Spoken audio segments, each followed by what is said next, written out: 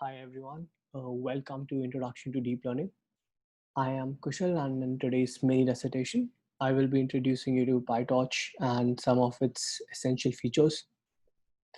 Now, PyTorch is an open source deep learning framework and will be used extensively throughout the course. The main components of PyTorch are PyTorch tensors, which are essentially multi-dimensional arrays, similar to NumPy arrays. Then we have the NN module, which provides you the basic building blocks to construct your own neural networks. Then we have the Optim module, which provides optimizers which help update the parameters of a neural network as it learns from the data. And finally, the autograd module. This forms the backbone of the backpropagation algorithm, vital for learning with neural networks. Now, don't worry if some of these terms made no sense to you. All of this will be covered in the lectures and future recitations. For today's recitation, our focus will be on PyTorch tensors.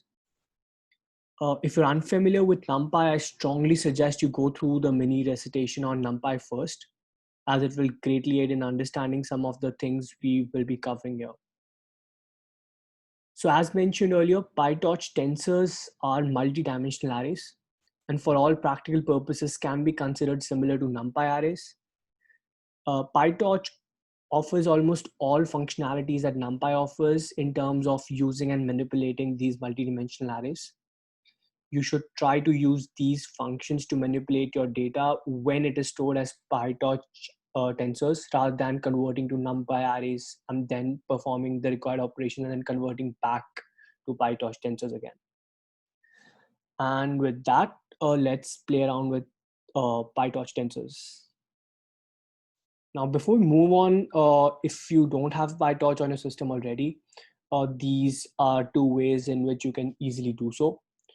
One uses pip and the other basically uses conda. So you can essentially use one of these two methods to install PyTorch on your system. And it should be fairly straightforward. All right. Um, so let's begin with PyTorch tensor construction.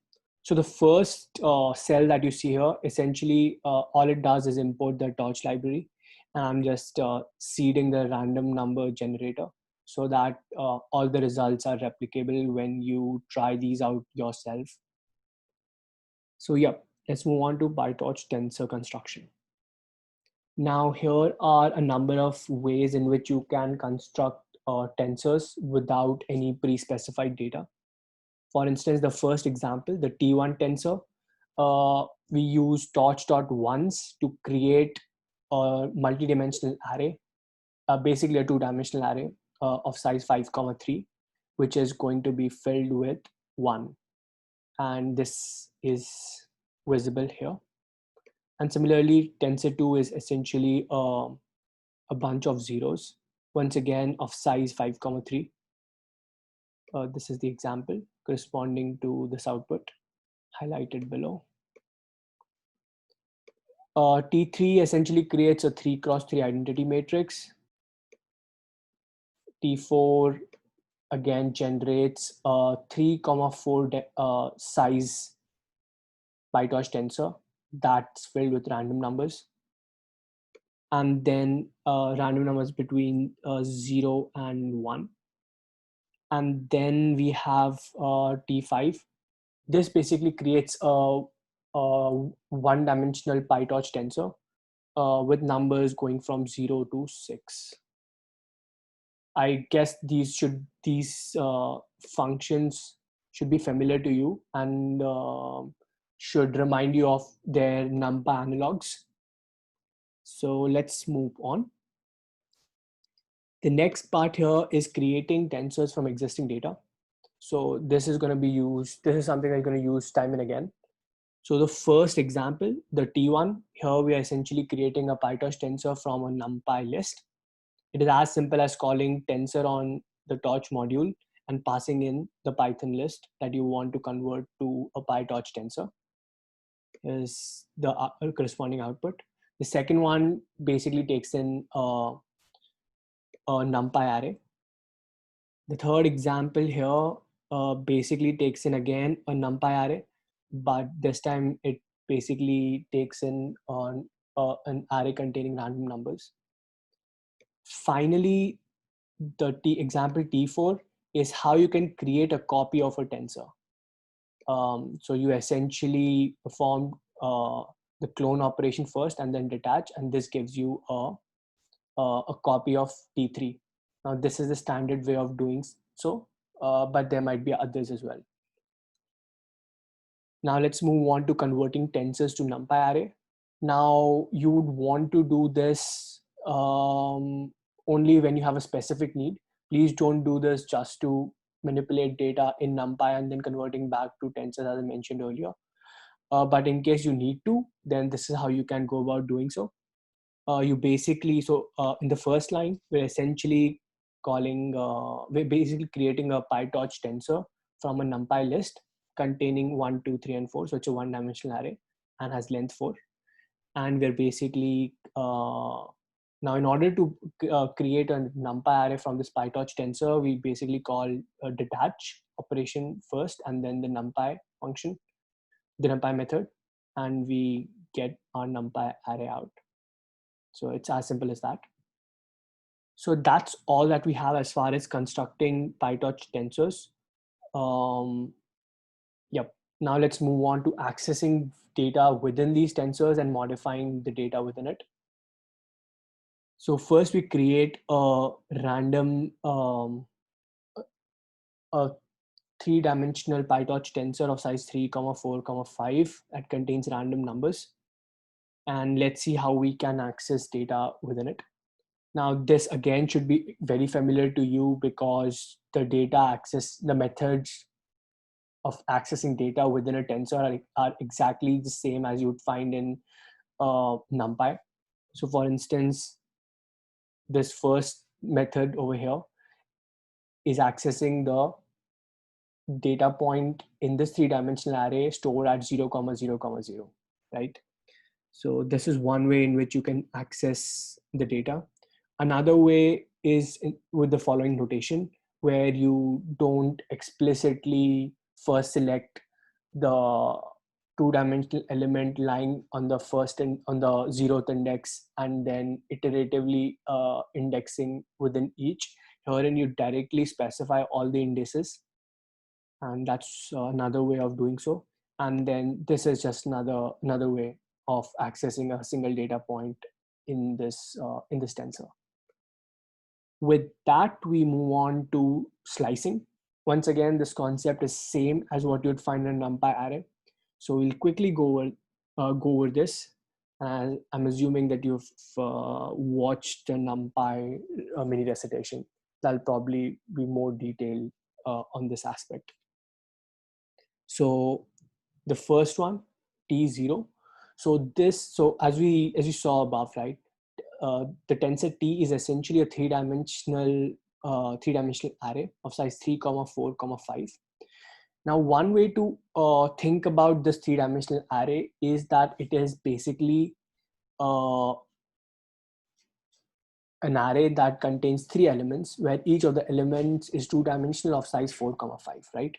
So when I index the first two-dimensional element, I can do so by the following notation. So T square braces, and then I have a 0 inside it, refers to the 0th element in this three-dimensional array that has two-dimensional elements inside it, each of size 4, 5.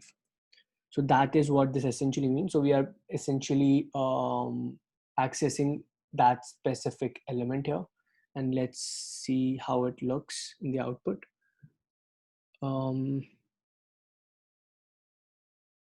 So here's that specific example. So the output that you see here is a 4, 5 dimensional. Is this 4? Yeah. So this is a 4, 5 dimensional array, right? So this piece here corresponds to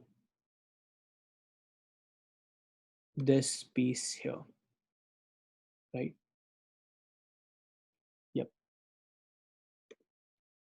as far as the next example is concerned, here we are accessing all the elements from 0. So basically this is again a slicing notation. This notation can be used to access all elements from the 0th element till the n minus 1th element, where n is specified by what you have here after the colon.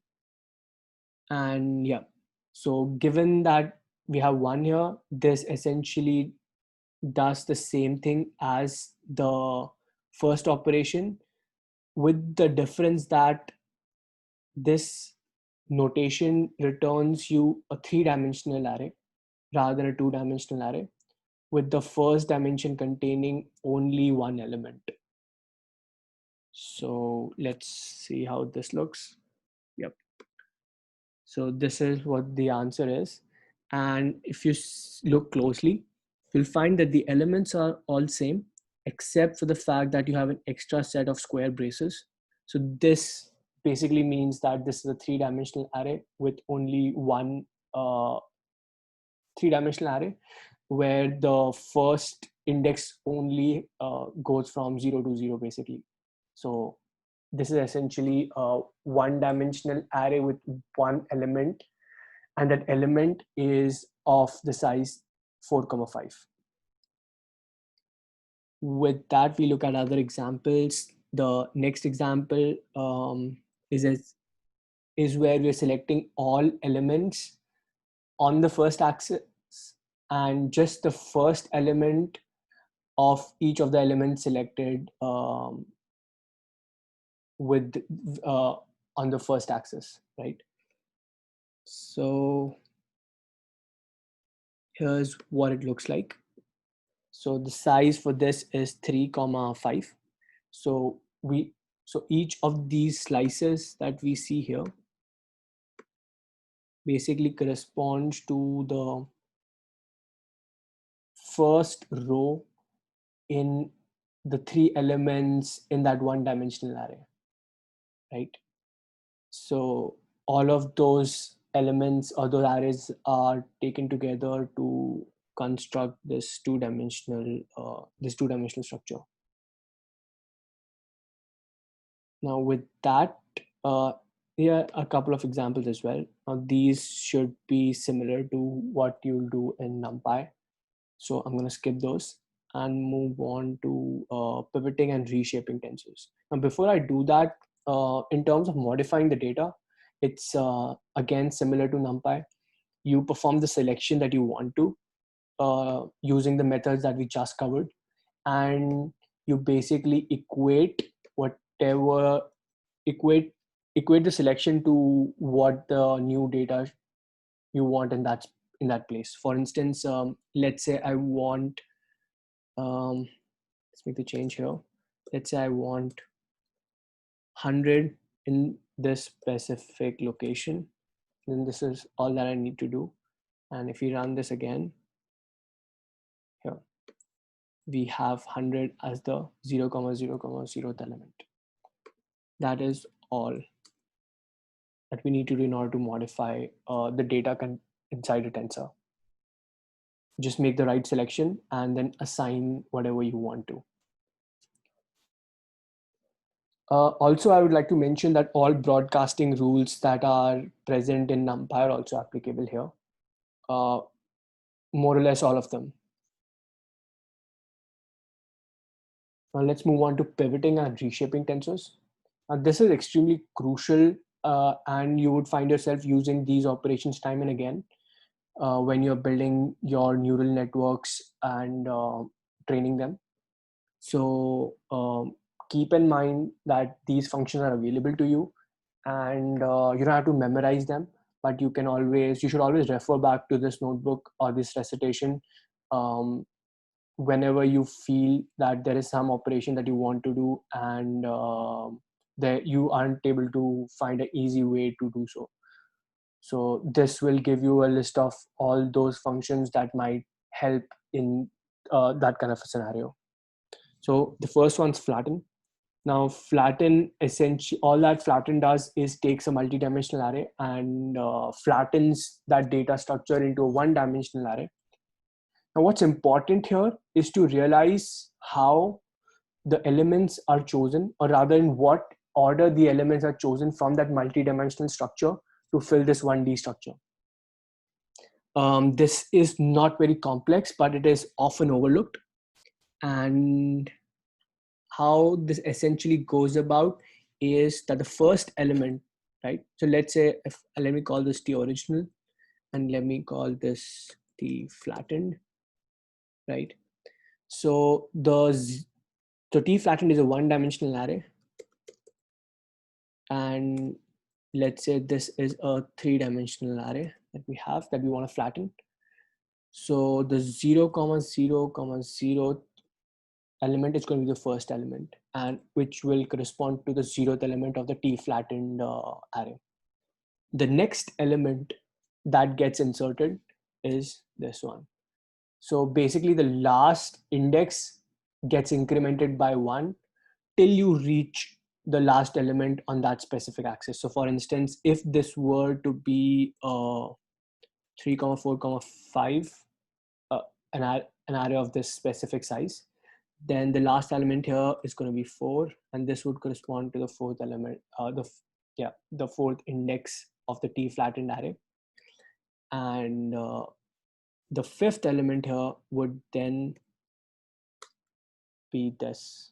So you basically increment a specific index for as long as you can, and once the elements get exhausted, you reset it to 0 and increment the index prior to it. So that's how, so this, if you follow this sequence of steps, then you'll be able to reconstruct what you get when you flatten a multi-dimensional array. So that's flatten for you. Next, we move on to two extremely important operations. These might look very simple, but these are extremely important. This is squeeze and unsqueeze operations, right? So let's talk about, I guess, unsqueeze first, right? So what unsqueeze essentially does is unsqueeze adds a a dimension to your multi-dimensional array, right? It does not modify the data in any way, and for all practical purposes, so yeah, let's take a step back. So unsqueeze essentially adds a dimension to the multi-dimensional array that we're talking about. So for instance, let's take this specific example. So T unsqueeze 0 essentially adds a dimension before before the first dimension. So TS corresponds to that. So let's see what's the shape of TS. We have the output right here. So the shape of TS is 1, 3, 4, 5, right? So the original shape of this T tensor was 3, 4, 5. And once we perform the unsqueeze operation at the 0th, with the argument 0, 1 gets added to the shape of this, to the resultant array in the 0th place, right? So 1 is essentially added before 3. So now what does this mean? All this means is that your resultant array is now encapsulated by another pair of square braces, which essentially means that if we were to look at it again from the perspective that we spoke of earlier, so a 3, 4, 5 size array is nothing but a one-dimensional array containing 3 elements, where each element is of size 4, 5. So what we have here is essentially the fact that this array, this specific data structure, is being inserted into another one-dimensional array, which now contains just one element, which is T. So that's all that it does. It just adds a dimension in the specified location where you want it to, or like before a specific axis that you can specify. Here we specified the 0th axis, so that's why it added the 1 here in this specific position, but we could have chosen some other dimension as well. For instance, TS2, we unsqueeze it at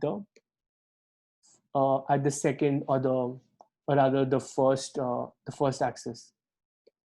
So let's see what the resultant shape looks like. So this is the shape of the tensor TS2. So here we see that the 1 is after 3 but before 4, right? So earlier it was 3 comma 4 comma 5, now it's 3 comma 1 comma 4 comma 5. So that's what the unsqueeze operation is all about. And this comes in very handy in certain cases.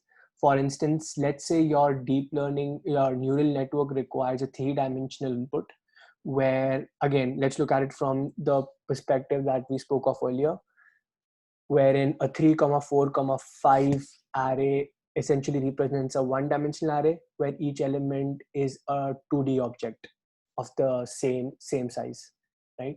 So if we look at it from that perspective, then let's say we are building a neural network that takes in black and white images. So images are 2-dimensional structures, and it's going to basically classify whether that image corresponds to a cat or a dog. So that's what your neural network is supposed to do. Now, how do you feed in the data? So the neural network can at one go take in multiple such elements and then classify each, right? So it basically takes in a 3-dimensional structure where each element corresponds to a 2-dimensional object, which essentially means an image that it's supposed to classify. Now imagine in a scenario where you are given just a single image that you want to evaluate. Now a single image is just a 2-dimensional structure, but the neural network requires a 3-dimensional structure. So in that kind of a scenario, you basically apply the unsqueeze operation to encapsulate your 2-dimensional object in another array so that the resultant structure is a 3-dimensional structure that the neural network can use. So that's where the unsqueeze operation comes in very, very handy. The squeeze operation does the opposite. So you can basically remove a dimension that just contains one element, right? So if I apply the unsqueeze operation on this TS array and specify the argument as 0, so it sees that the 0th axis has just one element, and therefore it removes that, and you get back your 3 comma 4 comma 5. Now in case you specify some other index here, let's say for if I were to type ts dot squeeze 2, now this won't work because this basically corresponds to, so this basically corresponds to 4. So this is basically 0, 1, 2, 3. Yeah. So this corresponds, so the 2 here corresponds to this axis, but that axis is not 1. So the resultant is going to be the same TS array. So it basically does nothing. But if I were to specify 0 here, then you would get back the original array, the original multidimensional array T of size 3 comma 4 comma 5. So that's how the squeeze operation works. And we do have a couple of examples here. So let's see, let's go down and look at the outputs. So yeah, so when I apply the squeeze operation with 0th argument on TS, we get back 3 comma 4 comma 5, right? And if we look at what happens here, if you remember, TS2 was created by applying the unsqueeze operation on the array T with the argument 1, right? So the resultant, so TS2 had the shape, so the shape for TS2 was 3 comma 1 comma 4 comma 5. So when we apply the squeeze operation with argument 1, the resultant shape is 3 comma 4 comma 5, because now the axis 1, which corresponds to this, has just one element.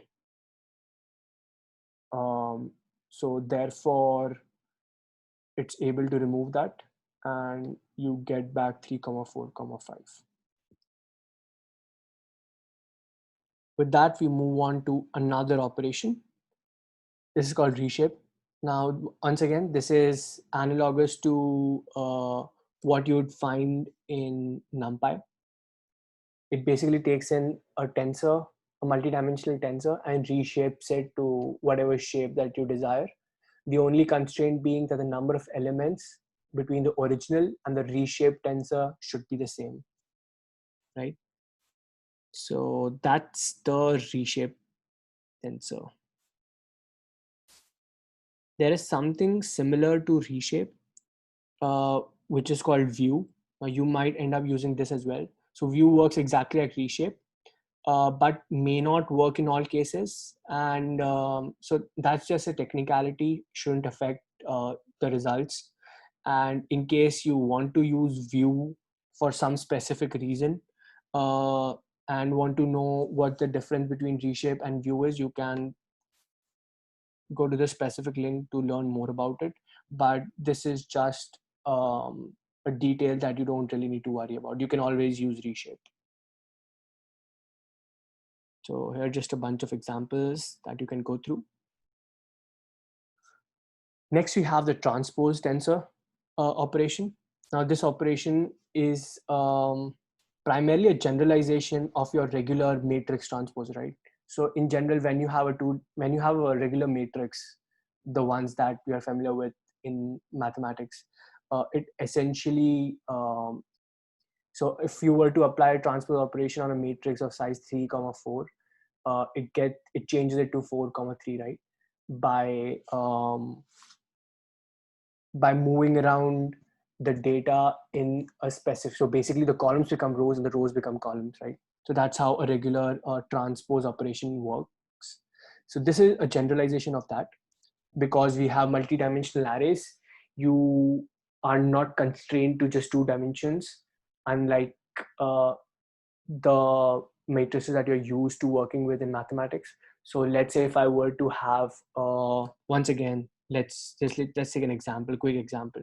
So here we have a tensor T, and the tensor T is of size 2 comma 3 comma 4, right? So it's a 3 dimensional array of the specific size.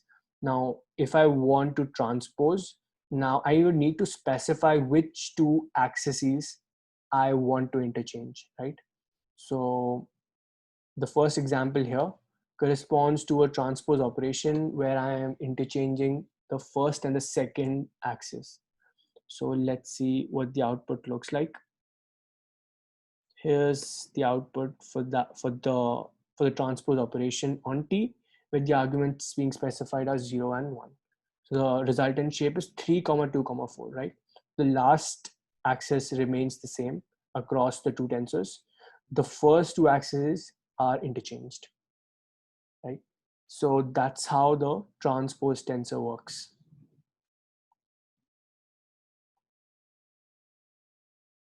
Then we move on to permute tensor. Now this operation allows the user to simultaneously reorder multiple dimensions, unlike transpose, which interchanges 2 dimensions only, right? So we just saw how the transpose operation can be used to interchange 2 dimensions. The permute operation allows you to specify a permutation of the dimensions in one go, any permutation that you might be interested in. For instance, again, let's take the same example.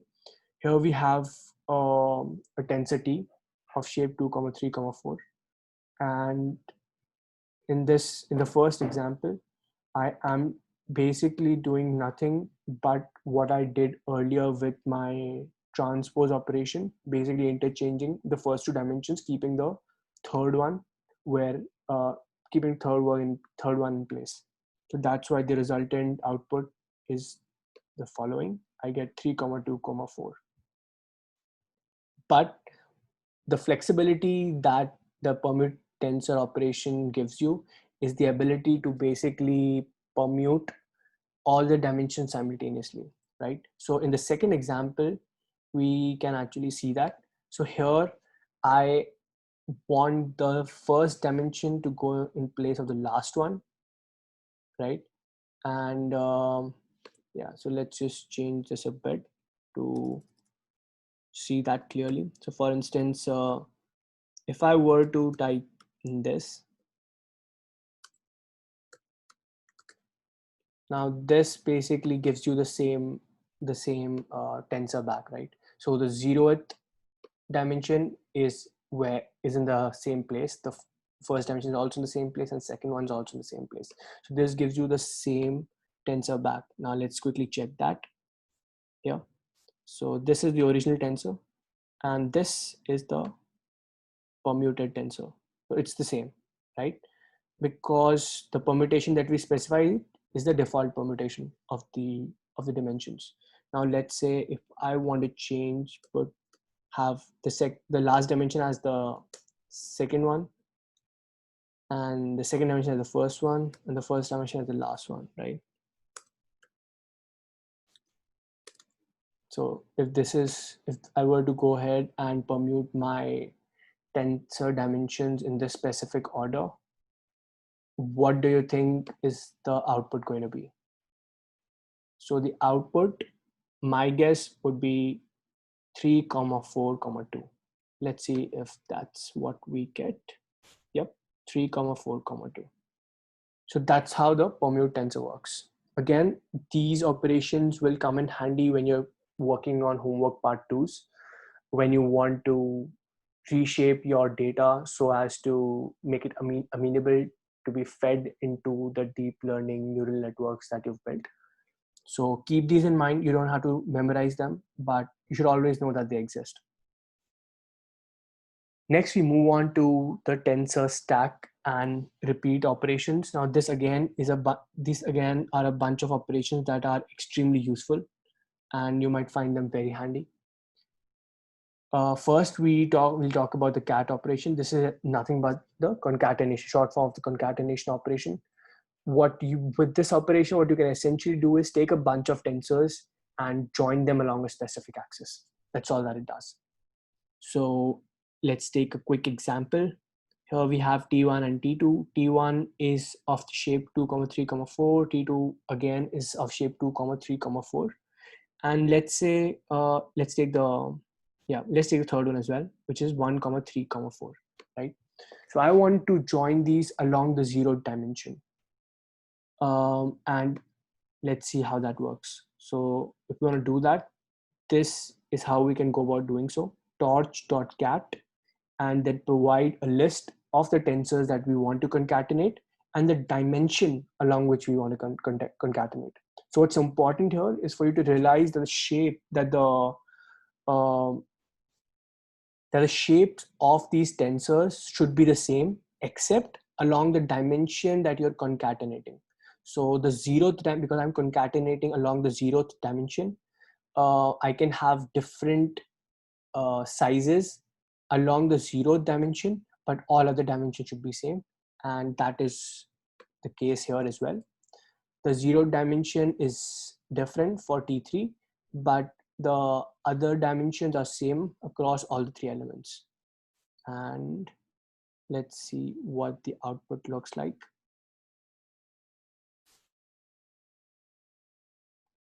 So this is the output corresponding to that example.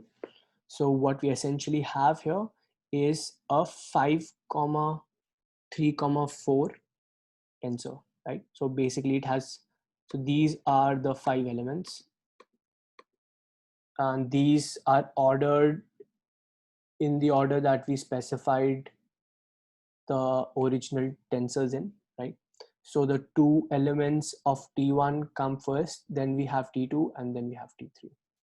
So that's how the concatenation operation works. This again will be useful when, say, you have 2 sets of data that you want to put together to be fed into the neural network for, say, class. So basically, let's say you have, again, let's take the same example.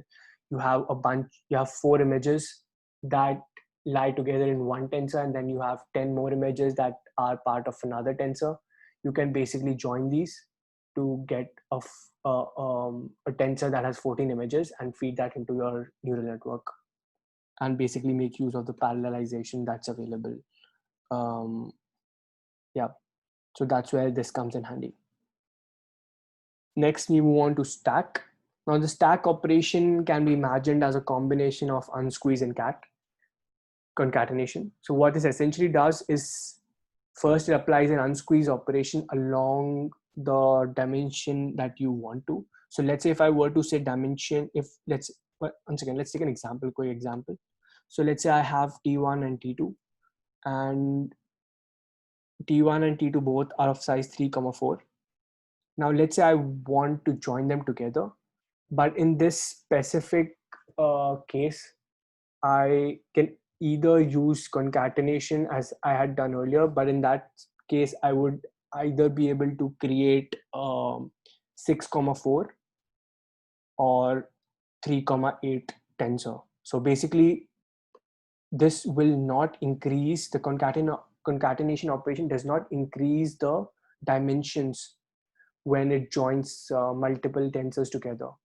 So the dimensions kind of remain the same. So if I have a bunch of images separately, all of them are two-dimensional objects. I cannot use concatenation operation to join them together and create a three-dimensional object, right?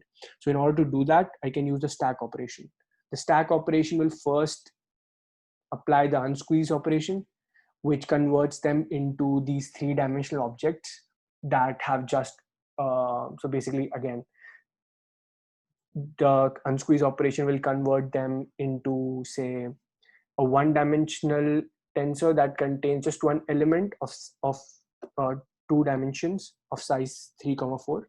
And now that you have these two separate tensors, three-dimensional tensors, you can join them along the zero dimension to get, once again, a three-dimensional object, but with two elements, each of size 3, 4. So that's where this comes in handy. And you don't have to always join them along the zero dimension. You can also join them across the first dimension. That's where the unsqueeze operation is going to get applied, and that's the dimension along which the concatenation operation is going to take place. You need to remember that all the tensors should be of exactly the same size when you're using stack. Next, we move on to repeat. Now, repeat essentially creates a copy of the tensor that you're interested in and then puts them together to create to create a repetition of the tensor that you were essentially interested in. For instance, again, let's take a quick example. Here we have the original tensor T1. This is what it looks like. It's a one-dimensional tensor that contains three random numbers. Now here I'm calling the repeat operation and I'm specifying 4, 2. So basically the tensor T1 is going to be repeated 4 times along the first dimension and then twice along the second dimension, right? So basically we are going to increase the dimensionality of this structure. The resulting structure is going to have a greater dimensionality. This is a one-dimensional object. The repeat 4, 2 gives us a multi-dimensional array. In this case, a two-dimensional array. So if you look carefully, we get 0 0.05, 0 0.06, 0 0.04. It gets repeated again. So basically this is the second dimension. The first dimension goes along vertically. So this structure is repeated 4 times. Yeah. And so that is what this corresponds to. And the 2 here corresponds to this structure being repeated twice along the horizontal direction. So that's how the repeat operation works. So this was an example where I was able to create a two-dimensional structure. You can also create a three-dimensional structure similarly. So this is an example of doing that, right? So, yep, that's how the repeat operation works. And then finally, in this section, okay, we have one more thing to go over after this. So first we'll talk about the repeat interleave operation. Now this is extremely handy and this might come in very handy and maybe extremely useful when you are working on your homework for part 2. That's a long way down the road, but yeah, you might want to keep this in mind as this is going to make your life so much easier.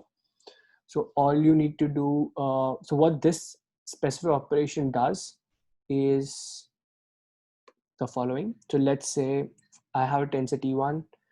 It's a one-dimensional array that contains 3 elements. Once again, 3 random elements, 0.5, 0.27, 0.68. And so that's T1. And then we also have another 2-dimensional structure called T2. And now I'm going to first apply the repeat interleave operation on T1. So the repeat interleave operation is going to consider each element inside the original structure as something that is to be repeated rather than repeating the entire structure in one go, right? So what that means is, if you remember the example that we did here, when I applied, just actually have an analogous example. All right, let me just create one here. So we're applying repeat interleave 2.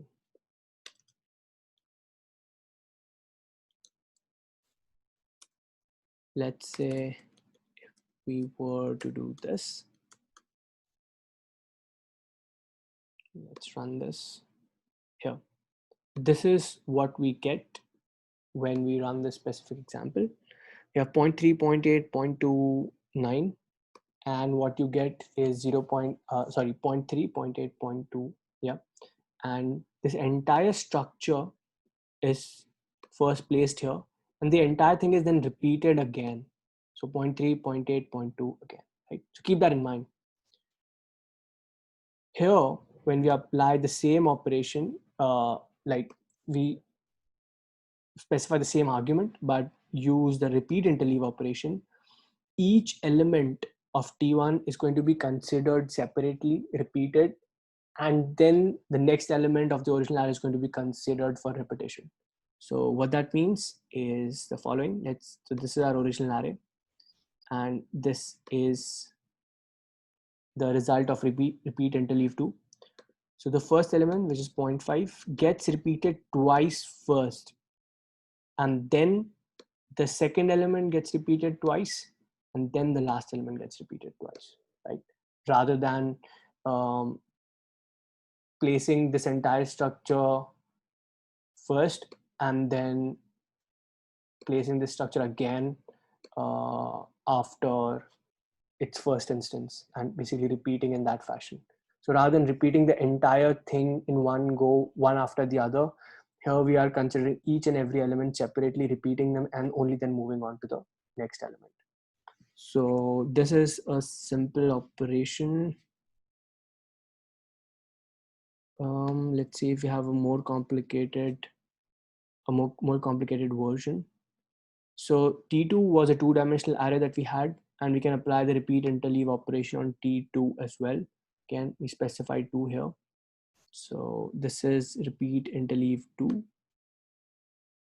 And if you look at what's happening here, the array was flattened before the repeat interleave operation took place. So if you don't want that to happen, all you need to do is that you need to specify the dimension along which you want the repetition to take place, right? So in order to avoid that, let's say if I want the repetition to take place along dimension 0, then this is what we get. This 1D structure is repeated. So this is the 0th dimension. The vertical dimension here is the 0th dimension. So the original array was this. So we have 0.05 and 0.46. This structure is first repeated 2 times, and only then the next structure is repeated twice, and then this structure is repeated twice, right? That's what dimension 0 means. Now we could have instead specified dimension 1 as well. If that is what we were interested in, then this vertical structure is going to be considered one element and will get repeated first, and only then will this specific element get repeated. Here's an example. So 0.5, 0.93, 0.95. Yes, this is what the first column corresponds to. The first column is repeated twice, and only then the second column here is repeated twice here, right? So that's how that works. Finally, we move on to padding. Padding is extremely important when you work with um, primarily when you work with image data sets. And yeah, you'll learn about its applicability and usage more during the lectures. For now, let's see what this essentially means. So padding essentially means adding extra elements around the original tensor. So what this specifies is that I want one layer of zeros to the left of the original structure, two layers of zeros along the right, on the right of this data structure, one layer of zeros on the top of the data structure, and two layers of zero on the bottom of the data structure. And this is how you call the pad operation, right? There are other, so the mode that I just spoke of corresponds to the constant mode, where one element is a constant is used to create the padding. There might be there are other ways also to construct padding in different ways, but this is probably the most common way of doing so. So if we look at our resultant output, so we have one layer of zeros at the top, one layer of zeros on the left, yeah, one on left, one on top, and we have two on right, two at bottom, two on the bottom. So two on right and two at the bottom. Finally, we move on to mathematical operations that you can perform with the PyTorch tensors. These are again very similar to what you have in NumPy. For instance, you can first of all use your torch.tran function to create a bunch of random tensors. Now you can add a constant, you can add a scalar to your tensors, multidimensional tensors, add two tensors of the same shape, or a lot of time you can also rely on broadcasting. The principles are the same as in NumPy. Then we have multiplications with a scalar, multiplication, element-wise multiplication between two tensors. Once again, when you simply use the star operator, this gives you an element-wise multiplication and not a matrix multiplication or a dot product. Should be careful with that. And similarly, you have absolute. You can figure out the absolute value of the tensors, of the elements inside a tensor, and so on and so forth. So you basically have a huge array of operations, mathematical operations that can be applied, binary and unary operations that can be applied on tensors, right? And these are just a bunch of examples you can play around with. Next, let's move on to the reduction operation. So these can be applied on multi-dimensional arrays to generally calculate some sort of a statistic on the data, or along specific dimensions if you would like, or perform aggregations. So these are generally called reduction operations because generally the result is of a lower dimensionality than the original tensor. For instance, the first one is t1.sum. So t1 is a one-dimensional object. When you call t1.sum, all the elements are added and you get the resulting sum. T2 is a two-dimensional structure. When you call t2.sum, again, all the elements are added and then you get the final scalar value. But say you wanted to add elements only across the columns, right? So basically, all the elements in a specific column are going to get added, and this is going to happen for all the columns, and then you are essentially going to get a one-dimensional object where each element corresponds to the sum that you calculated across each column, right? So let's see what the output looks like. So this is the T2, this is the original T2 tensor, which is 3,4 dimensional. And let's see what T2.sum across axis 2 looks like. So as we see, this is a one-dimensional object which has four elements. Each element corresponds to the sum across each of the columns. You can verify this. And similarly, if we wanted to sum across rows, we can do that by specifying access 1, and you can specify access 0 if you want to sum across columns. And similarly, this can be generalized to higher dimensions as well. And that's how these reduction operations work on tensors. So some other more examples of the available operations will be sum, mean, standard deviation, figuring out the maximum across a specific dimension or in the entire tensor, the argmax, which essentially gives you the index of the maximum element. Then you have the product, and then unique. So things, and so on and so forth, right? So these are the various reduction operations that are available. So this is very small sample set. You can look at the PyTorch documentation to see the entire set of operations that are available. With that, we move on to the comparison operation. Now again, these are very similar to what you have in NumPy. You can compare two tensors of the same size with, say, all the relational operators that we have, or the comparison operators that we have. So this is going to compare element between T1 and T2 element wise, and will either result in a true or a false, and will give you the size of the resultant Boolean array is going to be of the same size as of T1 and T2. So that's how the basic comparison operator works. Or similarly, you can also have less than or less than equal to, so on and so forth.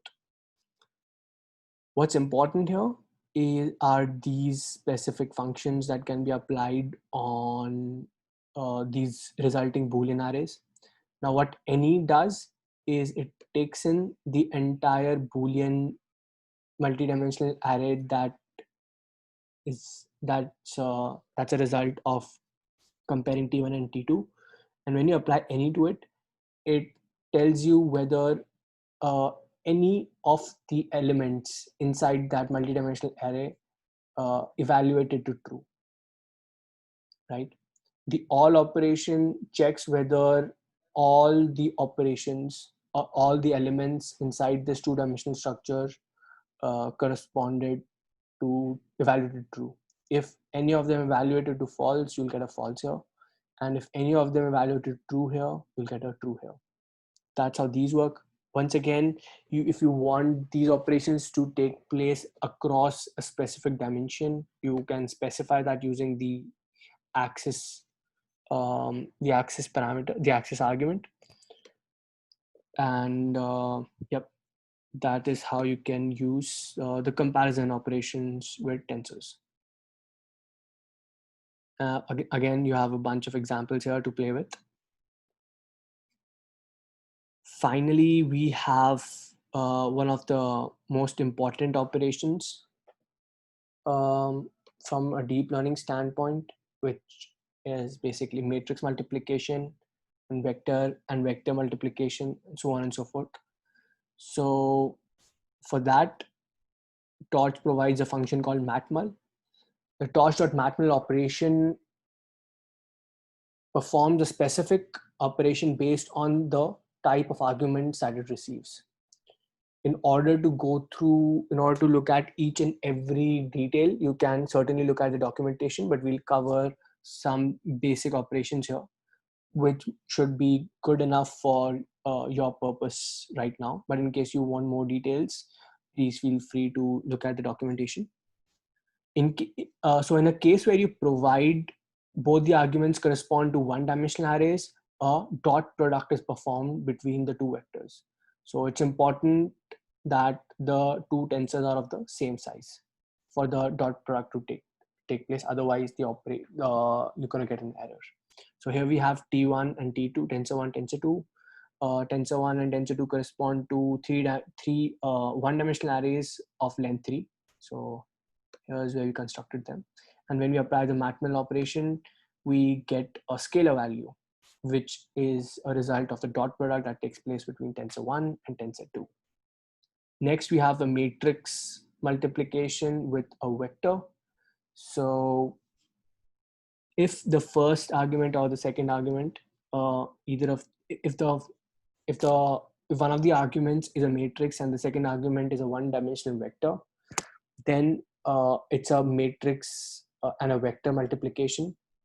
So basically, the columns of the matrix are weighted with respect to the elements in the vector and then added.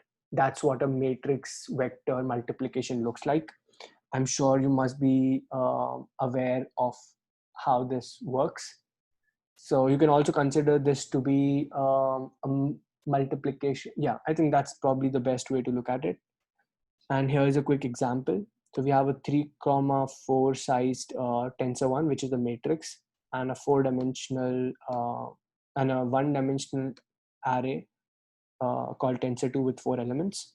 And we can perform a matrix into a vector multiplication using this. We also have something called a batched matrix. So what batched matrix essentially means is, again, we'll have to go through the perspective that we spoke of earlier, and we have referred to time and again. So this tensor 1 here can be viewed as a one-dimensional array containing 10 elements, where each element is a two-dimensional structure of size 3, 4. So when you perform a mathematical operation between this structure and, let's say, a one-dimensional object of size 4 or length 4, this vector is going to be multiplied with each of these 10, 3, 4 size matrices. And the resultant is going to be a one-dimensional object containing 10 elements corresponding to the matrix vector multiplication with each of these 10 matrices. So that's how the batch matrix and batch matrix works with a single vector. So basically the single vector is being broadcasted to each of these matrices. Next, we move on to batch matrix into a batch matrix. So this is an interesting one. And this would, again, I believe, be very, very helpful and very useful in homework 4 part 2. And you might want to remember this. And you can always refer back to this notebook when you are doing that homework. It's going to be very helpful. So here we have, again, one-dimensional. So let's again look at it from the perspective that we just spoke of. So this is basically a one-dimensional array having 10 elements, where each element is of size 3, 4. Similarly, this is a one-dimensional array containing 10 elements, where each element is of size 4, 5. When you apply matmul to and pass these two arguments in, what's going to happen is the matrices in the specific in corresponding indices are going to get multiplied, and you're going to get basically a matrix multiplication. So the result is essentially going to be a 10 comma 3 comma 5 vector, because when you multiply a 3 4 matrix with a 4 5 matrix, you get a 3 5 matrix, and you do that 10 times, where the ith element in tensor 1 corresponds to ith element in tensor 2, and therefore you get a 10 3 5 resultant. So that's how batch matrix into batch matrix works. And similarly, you can have batch matrix into broadcasted matrix. So all that's going to happen here is, again, similar to the vector case that we covered above. We have a 10 3 4 tensor 1. This can again be looked at as a one-dimensional array that has 10 elements. Each element is a 3 4 two-dimensional structure, and this 4 5 size matrix is going to get broadcasted to each of these elements, and we are essentially going to get a 10 3 5 resultant. I believe should have the example. Yeah, for instance, for the last example that we just spoke of, the answer is 10 3 5. So that's all that we have for you as part of the fundamentals of PyTorch. Feel free to get back to us with any questions that you might have. You don't need to memorize all of these operations. All you need to do is remember that these helper functions are available to you, and all you need to know is that PyTorch gives you the same flexibility as the NumPy library. So whenever your data is originally in a tensor structure, or if you need to convert it to a tensor structure when working with a deep learning problem, then you can basically perform anything and everything that you might need to simply by using the PyTorch library without shifting from PyTorch to NumPy or some other library for that matter.